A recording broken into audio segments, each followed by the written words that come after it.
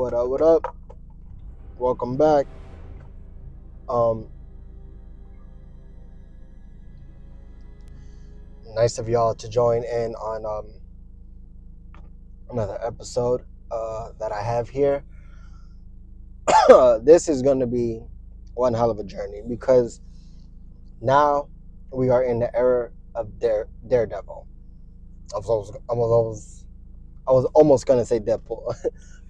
But we are in the era of Daredevil. Oh my God, that's gonna fuck me up.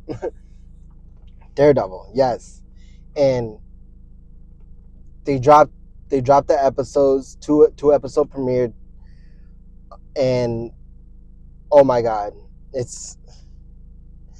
I mean, I should let you know that if you have not seen the Netflix Daredevil, go watch that and then come back here because you definitely need to watch those in order to understand this Daredevil. It literally is a continuation from that. Like they made it very clear with the characters, with the mentions of other characters. Not to mention, it starts off with fucking Bullseye going, basically out for revenge, and I tell you that this is like, I mean, first I should say that my knowledge on Daredevil is not big, but he is one of my favorite Marvel characters because yeah, he kind of has like he's not like an ordinary blind man where his hearing is obviously more effective, but his hearing is more effective than other blind people, I guess. Like he really does have like super hearing, and and I and I guess that that does give him the more advantage because he, like Spider-Man, he kind of has like an extra sense, even though he lost one. Well, his sense is actually not an extra sense, but he kind of got like one of his senses amplified while he lost the other. But it's literally just, mostly a guy. He's trained for so long, gone through so much shit that his body could stand so much and do so much. And it's like, yeah, this is a character it feels very grounded, very like, you know, a little bit on the realistic side. But it's like the Netflix show never left. It literally is like, I think they had like 3 seasons of Daredevil on the Netflix show, and with this is basically season 4. That is if you want to include his appearances in the Defenders, which means those other characters got to be real too, right? I mean, if Daredevil's here, they got to be here, which is crazy because we've seen Daredevil's appearances in other Marvel projects like She-Hulk, Echo, and Spider-Man. Daredevil has made his appearance in all those three, and I'm pretty sure that's this Daredevil that we're seeing in this show. That's this Daredevil, and with that, we just know he's been around. He's out there doing Daredevil shit, just doing vigilante, work, mostly in Hell's Kitchen, I'm assuming. Um, yeah, and then we finally get his own show with him being here in Hell's Kitchen with a very very strong opening. I mean, I'm gonna say all the spoilers, just so you're warned. But yeah, we lost Foggy. I mean, that was that was a tough loss. But honestly, what makes these heroes great is that they lose someone very close to them. It puts them on a very more. I wouldn't say, well, for Daredevil it's different. He tried to kill the dude that killed Foggy, Bullseye. He tried to kill him. That didn't work. and yeah, like that whole first episode was him grieving over Foggy and getting justice for Foggy by, you know, testifying against Bullseye, um, something Point Benjamin Poindexter, I think his name was.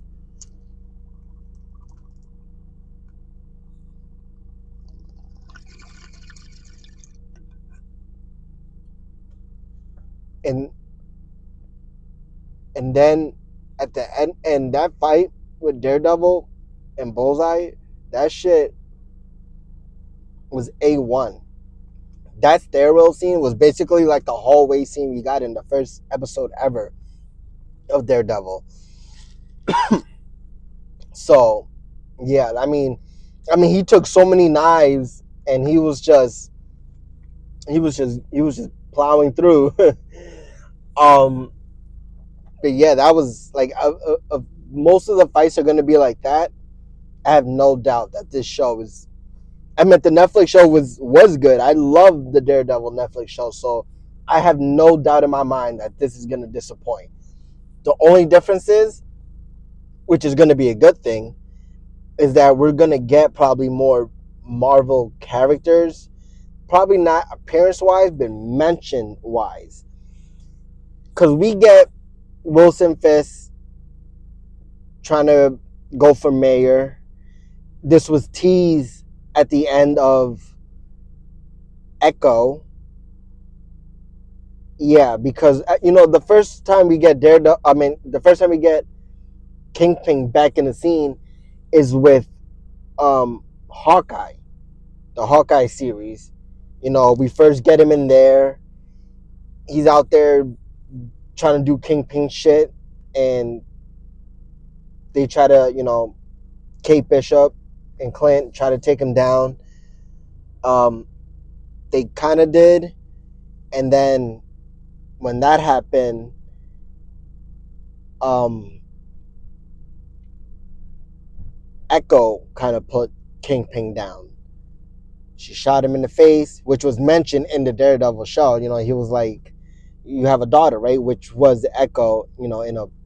In some term, it was his daughter. Like he adopted her, I guess. And he was like, "Yeah, didn't she shoot you in the face?" Which she did. And then he ended up in the Echo show, and then that ended with him seeing that there was a spot open to be mayor of New York.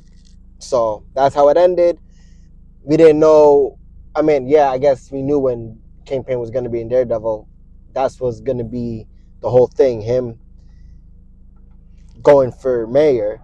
Although I did not know he was going to be elected as mayor so quick, because, yeah, everyone just wanted him to be mayor. and and yeah, he got his wish. And he was, mostly saying like he's for the people. He wants to make things right, which has always been Kingpin's thing, but he'll do things in the wrong way. Like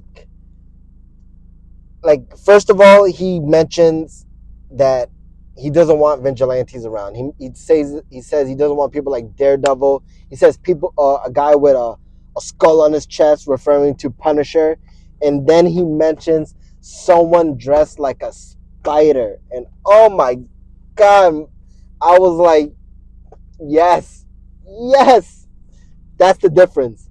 That in this Daredevil show they can mention Spider-Man because he is there. It wasn't, it was like, I think they were celebrating New Year's when he got elected or whatever. And I think in the Spider-Man No Way Home at the end when he was swinging around, it was like Christmas time. So you could, if this was 1 year later after Foggy's death, then, it makes sense that at this point Kingpin has seen Spider-Man swinging around doing Spider-Man things. So, and yeah, people like Spider-Man, Punisher, and Daredevil are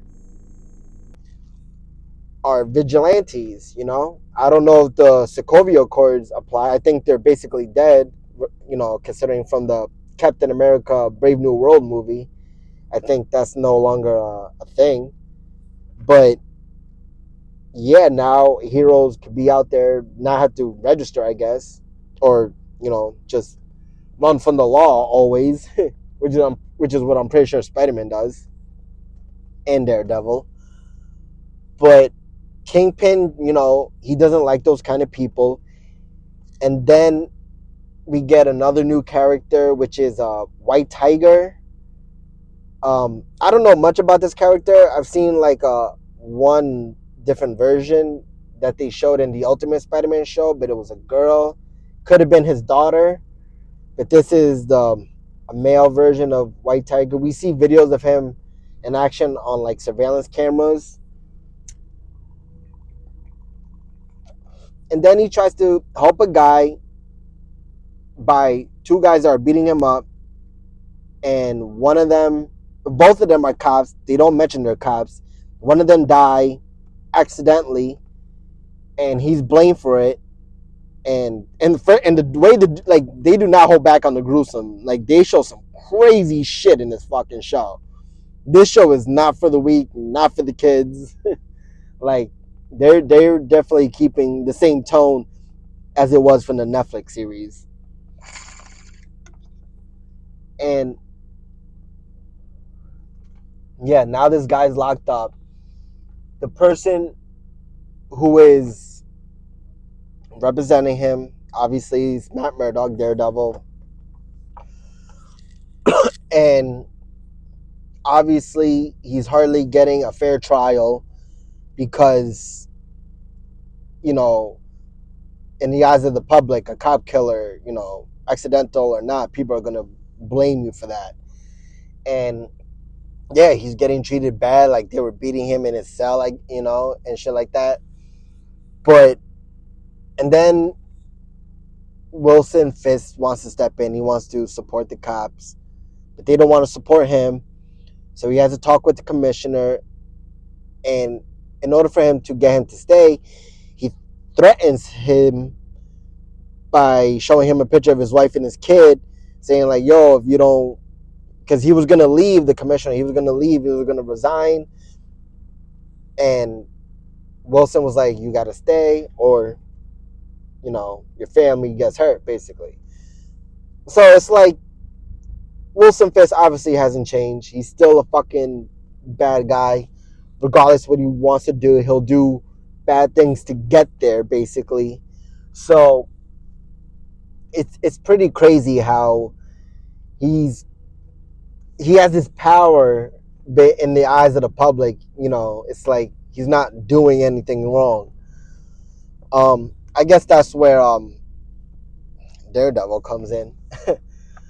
But yeah, no, Matt Murdock is mostly trying to do the work. He kind of doesn't do the Daredevil thing since the death of Foggy. He feels like he failed because, well, first of all, he tried to kill the guy that killed Foggy, and I feel like that like breaks his code. Like, honestly, I didn't think Daredevil had it in him to just toss the guy off. But like, I understand like losing your best friend like that or something, but like if that would have happened to Peter Parker, Spider-Man, I would say he probably wouldn't go over the edge.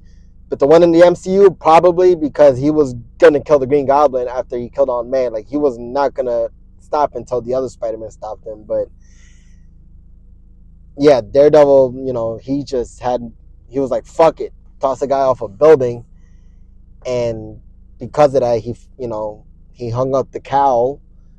And it's crazy because, there was that scene, a famous scene in the Netflix show that Daredevil had with the Punisher, basically saying, they had the whole conversation about the moral code, about giving people a chance, about not killing, that is Daredevil's rule, to always not kill. And yeah, they start off the episode with him doing that, which is crazy.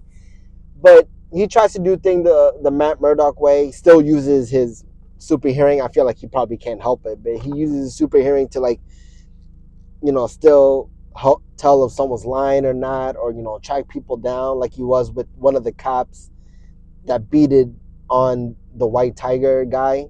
I forgot what his name was, but and then the guy that White Tiger saved, he's on the run, and Matt Murdock is trying to basically find him because he's the only witness to testify that White Tiger was saving him when the cops were saying, "Oh, there was no one else there," which is very sketchy. These are obviously crooked cops, um, which is why they didn't mention they were cops in the first place when White Tiger, was trying to help the guy out. So Matt Murdock finds this guy, and then it's like yeah, the two cops come in, and obviously he let the guy go, and then they're just beating on him because they know that he probably knows something, and they're beating him, basically up to the point where they're gonna kill him.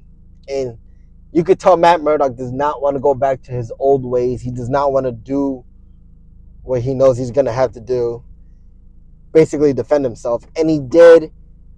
He had to. They were about to pull the trigger. He stopped them.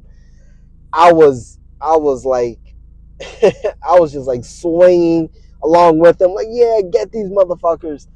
Oh my god, the fighting! Like, I always love a good choreographed fighting, and this was so. It's like Daredevil does not disappoint. If this is the same team that worked on the Netflix one, then then it's no wonder why it's so fucking good. But he Daredevil takes them down, and you could tell he's. It ends with him screaming, and it's like, yeah, he has to get back into the suit. You know, one of his, and another one of his friends is Karen, obviously a Netflix original, basically from someone that he saved that ended up working at his firm, someone that he actually liked, and he just she's basically not there anymore. She's gone. She left to San Francisco, and I guess the death of Foggy was too much for her. She gave back Daredevil's a little piece of his horn, which was so good.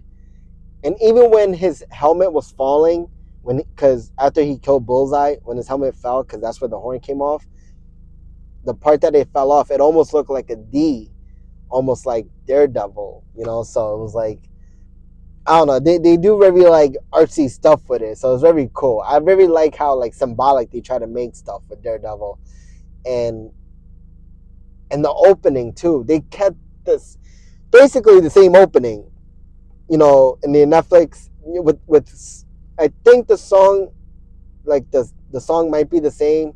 Maybe they toned it down a little bit. I don't know, changed like little parts, but it's no doubt the same like tone. And yeah, the Netflix was like all blood, and this one is like, it looks like, I don't know, like stone maybe. I get it. It's like a born again, get Daredevil born again thing, and yeah, I love it. I love everything about this show. You know, um, a lot more on Matt Murdock, because after they did the whole 1 year after thing, he now has his own firm with another attorney who I don't remember much about her, but in the first episode, she was talking to Foggy. They were hitting it off, so I felt like he kind of recruited her because of like, Foggy thought she was cool. So her and Matt Murdock have like a firm. She tried to hook him up at one point. He went on a date. It was actually very very funny how New York they make this show. Like, you really get the sense like, oh yeah, they're New York. When he goes on a date, she's from Queens. He says like 37th and 8th, and she's like, oh, Hell's Kitchen. Like, if you know the street numbers, like what area, you know you would be at. So the fact that he just said something like that, and she's like, "Oh, you're in Hell's Kitchen," and yeah, and then like he notices her like her Queen's accent. It's very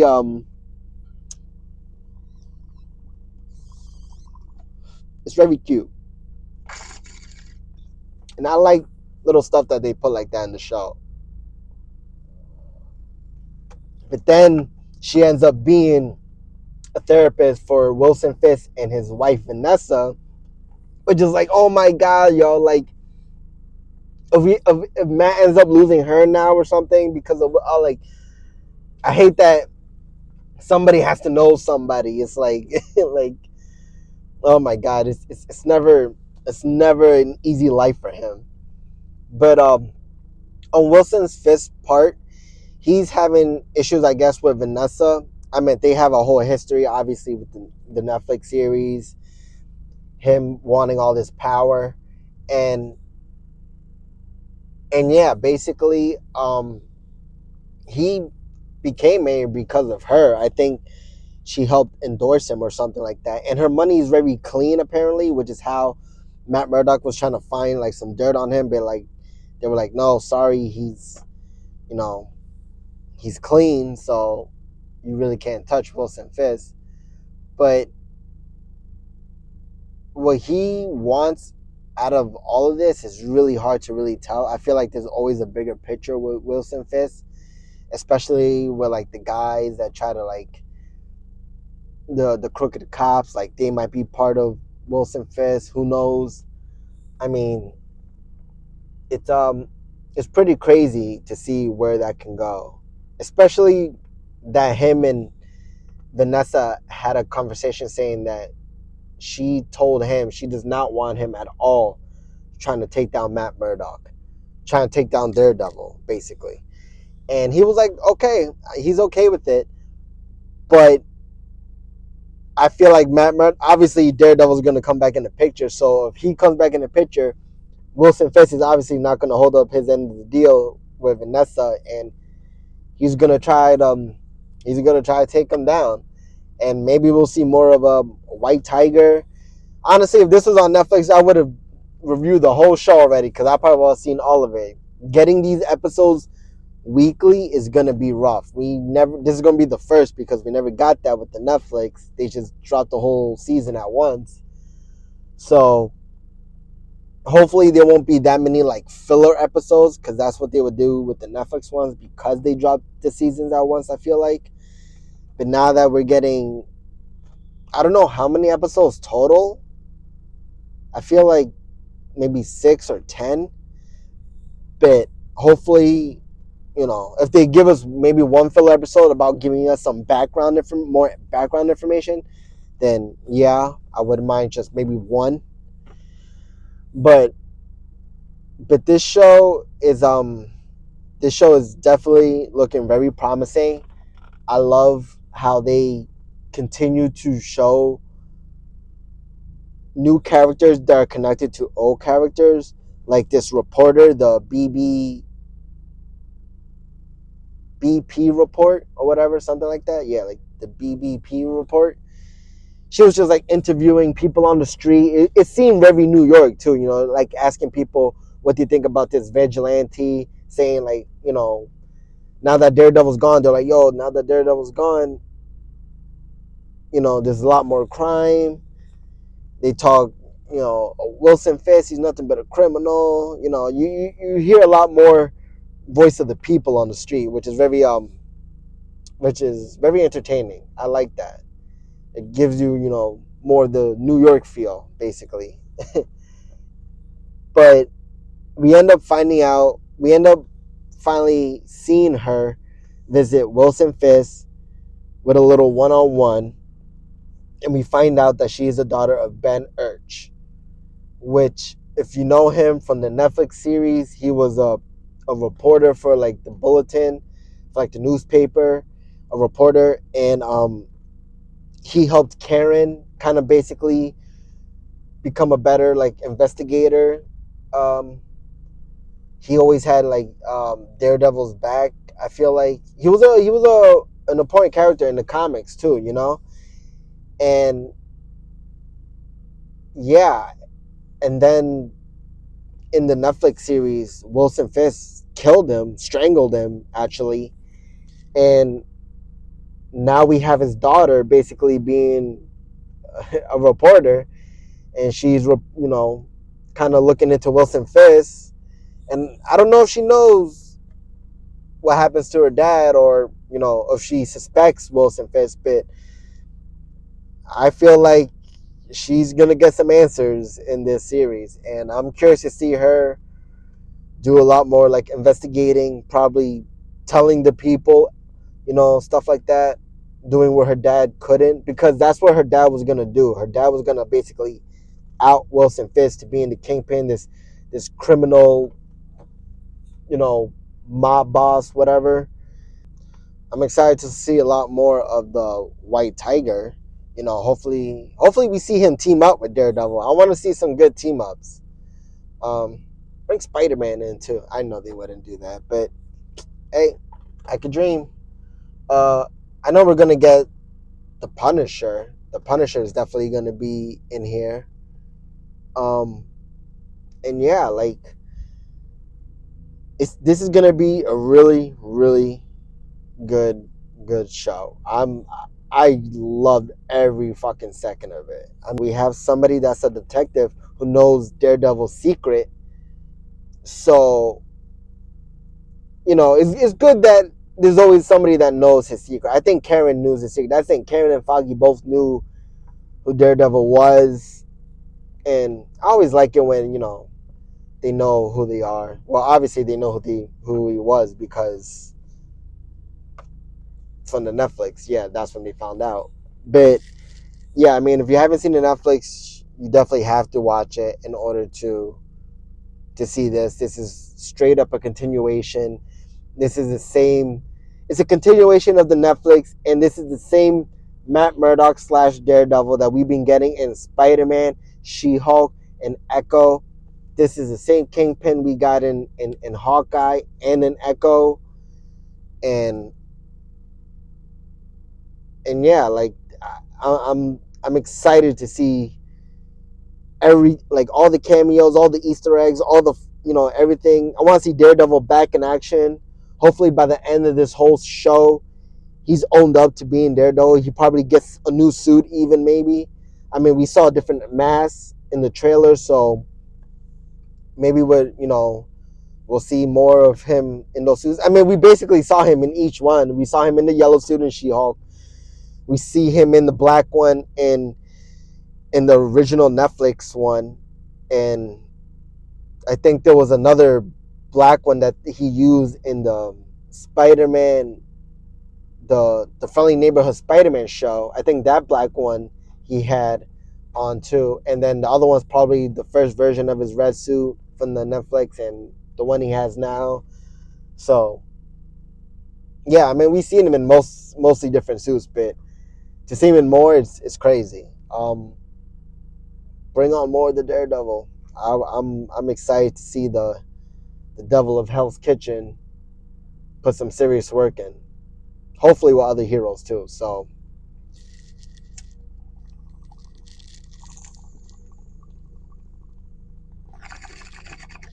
go watch it. It's fucking amazing. And I don't even know what else to say. Just this is definitely a show that's been around since 2015 when the first one came out, and basically I'm just glad it's back. So thank God that they did not mess this up, because it looks so amazing. And hopefully this was useful to you guys. I just had fun talking about it, just saying what I felt about this whole show, because it was worth all that time that they put into it. I mean, both episodes are like almost an hour. That's like 2 hours right there, season premiere. And if every episode is going to be an hour, then, or at least, yeah, probably like 45 to 50 minutes, I'm okay with that. So Um, yeah, go watch Daredevil and make sure you like this video if you enjoyed it or it was helpful. Till then, I'll see you to the next episode. Peace.